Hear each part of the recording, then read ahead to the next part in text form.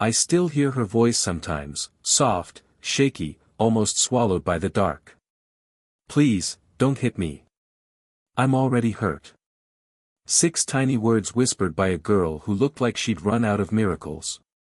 And somehow, that night, I just happened to be the guy walking past.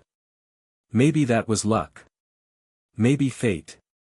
Or maybe, as my late wife used to say, sometimes the universe drags you exactly where you need to be, even if you think you're just trying to get home after a long shift. It was early November in Ridgway, Michigan, and the cold had teeth. The kind of cold that bites through your coat, through your bones, through whatever hope you were holding onto from warmer days. I'm Evan Carter, single dad, night shift mechanic, professional worrier, and I had just finished a 12-hour shift when I cut through an alley behind the old hardware store on Oakley Street. Same shortcut I've taken for years. But that night, something was different.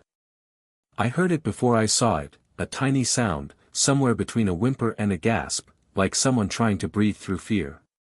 I stopped.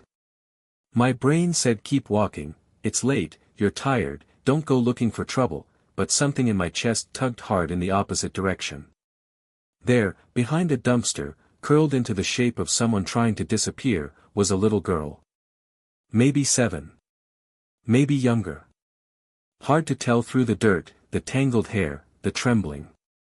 She wore a thin cotton dress, no coat, no shoes. In Michigan. In November.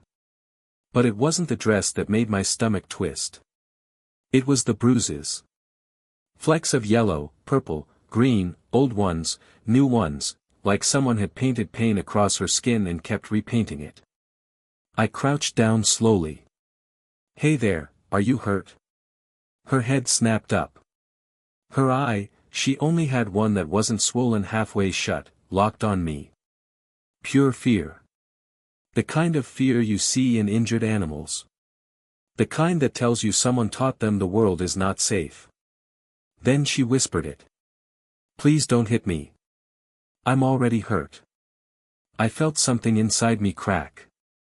I sat down on the cold pavement, palms open, trying to look as small and human as possible. I'm not here to hurt you, sweetheart. I promise. My name's Evan. I've got a son at home. I'm a dad. She didn't answer, just stared at me like she was waiting for me to change into something dangerous. What's your name? I asked. After a long moment, Nina. That name hit me in the chest. My late wife had wanted to name our daughter Nina if we ever had a girl. I shook the thought off and slowly slid my jacket toward her. It's warm. You can take it if you want. Her little hand shot out, grabbed it, wrapped herself inside like a frightened kitten hiding in a blanket. She shivered so hard her teeth clicked. Nina, where are your parents? I asked gently. Her lip trembled. My mama, she got sick last year. Real sick. She went to the sky. She pointed upward. And my stepdad, Rick, he drinks the angry stuff. He said I ruin everything. He said tonight he was gonna show me what happens to girls who don't listen. So I ran. I ran, and I got lost. I clenched my jaw so hard it hurt. Did he do that to your arm? I asked quietly. She nodded. He said it was my fault the floor was slippery. I took a slow breath before asking the hardest question. Do you want to come somewhere warm? I can make you something to eat. I won't ever take you back to him. Not ever.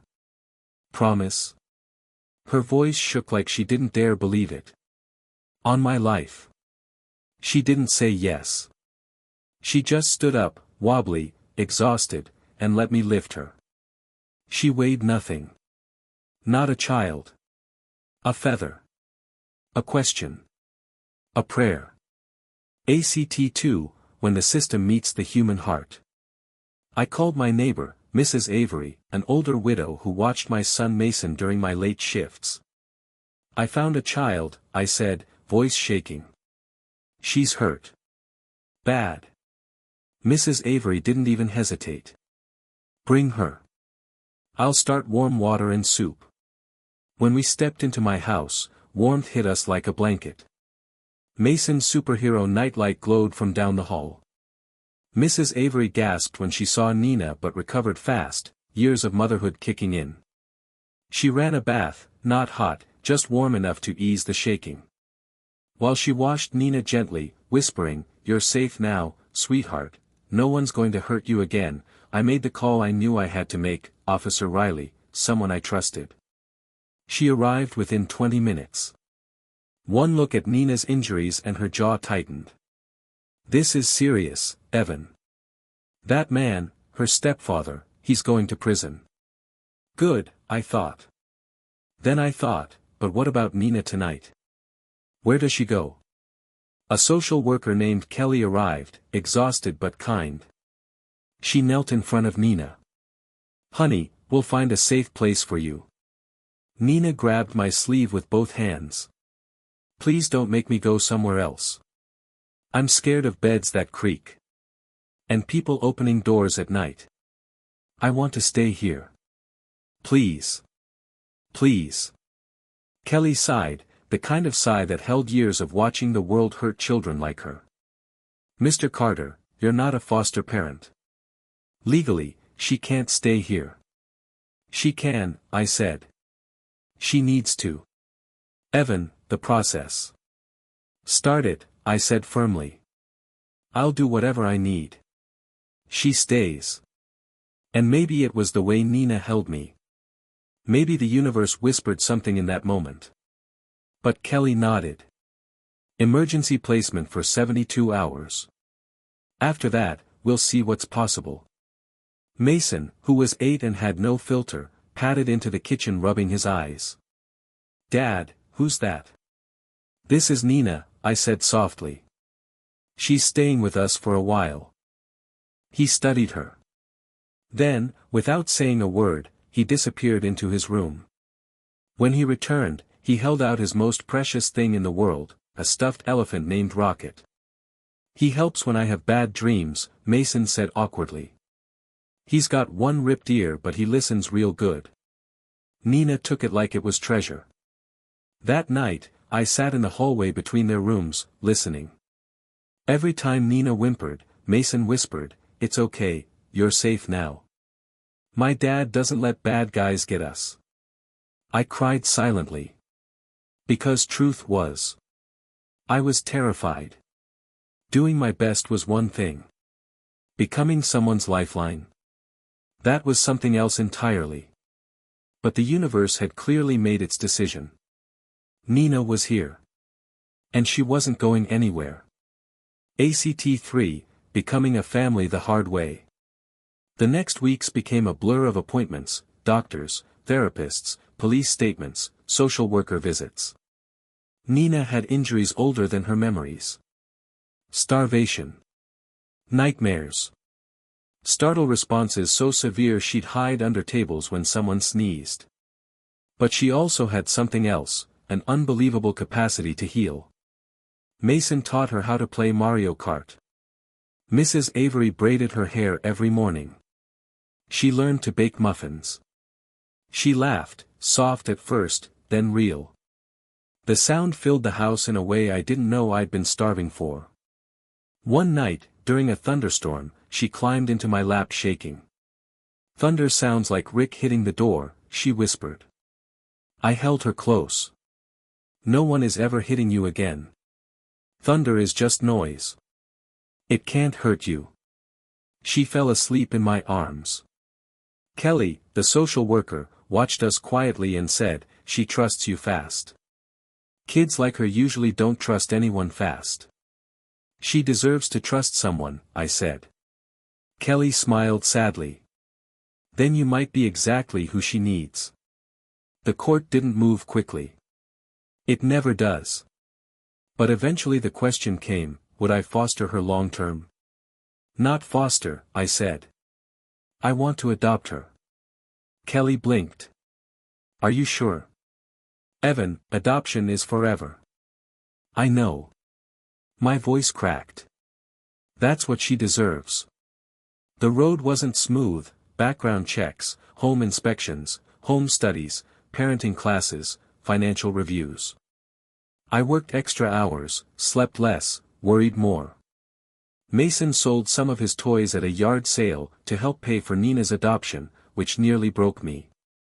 But every time I doubted, Nina looked at me like I was the first safe person she'd ever known.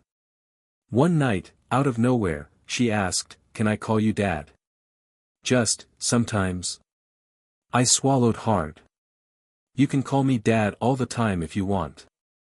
She smiled, the kind of smile that rewires your entire heart. The final moment, and the open question. The adoption hearing was held on a warm spring morning.